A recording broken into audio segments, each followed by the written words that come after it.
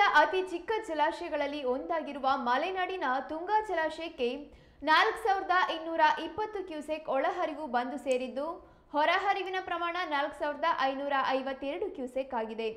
ಜಲಾಶಯದ ಗರಿಷ್ಠ ಮಟ್ಟ 3.24 ಟಿಎಂಸಿ ಆಗಿದ್ದು, ಪ್ರಸ್ತುತ ಪ್ರಮಾಣ 2.411 ಟಿಎಂಸಿ ಆಗಿದೆ.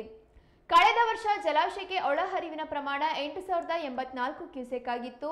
ಈ ಬಾರಿ ರಾಜ್ಯದ ಹಲವು ಭಾಗಗಳಲ್ಲಿ ಮಳೆಯ ಪ್ರಮಾಣ ಕಡಿಮೆಯಾದ ಕಾರಣ ಜಲಾಶಯಕ್ಕೆ ಒಳಹರಿವಿನ ಪ್ರಮಾಣವು ತಗ್ಗಿದೆ. ಇನ್ನು ಜಲಾಶಯದ ಎಡದಂಡೆ ನಾಲೆಗೆ 325 ಕ್ಯೂಸೆಕ್ ಹಾಗೂ ಬಲದಂಡೆ ನಾಲೆಗೆ 52 ಕ್ಯೂಸೆಕ್ ನೀರನ್ನು ಹರಿಸಲಾಗಿದೆ.